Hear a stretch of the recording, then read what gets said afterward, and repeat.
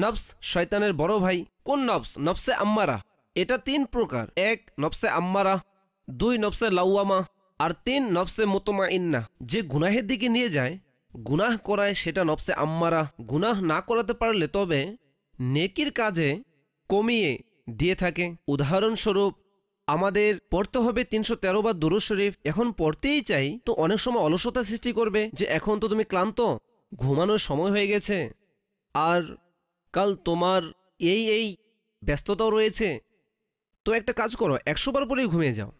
ঠিক আছে, 100 বারই পড়ি। এমনই হয়, 313 বার নয়, 100 বারই পড়ব। অনেক দেরি হয়ে গেছে, নফল কিভাবে পড়ব, আমায় তাড়াতাড়ি যেতে হবে।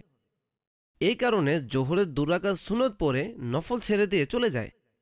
আর এভাবেই শয়তান আমলকে কমিয়ে দেয়। নফল না পড়লে গুনাহগার হবে না, কিন্তু সওয়াব তো হাতছাড়া হলো।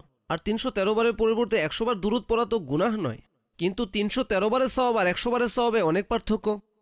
সওয়াবের মধ্যেও সে ঘাটতি এনে দেয়। এটাও নফসের ধোঁকা, অলসতা দেবে, ইজিতেমায় লেট করিয়ে দেবে। আরে ভাই, কাজ করছি, ইজিতেমায় যেতে হবে, যাচ্ছি, এখন হয়তো তেলাওয়াত বা নাত হচ্ছে, বয়ান শুরু হতে হতে পৌঁছে যাব।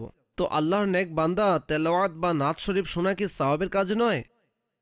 মাদানী মুজাকারা এখন তো নিয়াত করানো হচ্ছে, যাচ্ছি, প্রশ্ন উত্তর শুরু হতেই পৌঁছে যাব।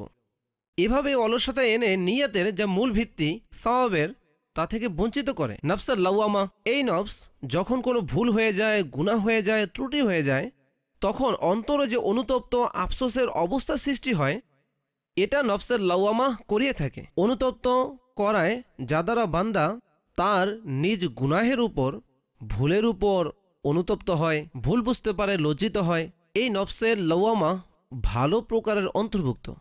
এই নফস বান্দাকে গুনাহ থেকে বেঁচে থাকতে সাহায্য করে। আর নফসে মুতমাইন্না, মুতমাইন নফস, এটা তো সেই নফস যা কামিয়াব হয়ে গেছে, আল্লাহ তার উপর রাজি হয়ে গেছে। গুনাহ থেকে বেঁচে সে স্বীয় রবকে সন্তুষ্ট করতে যেন কামিয়াব হয়ে গেছে।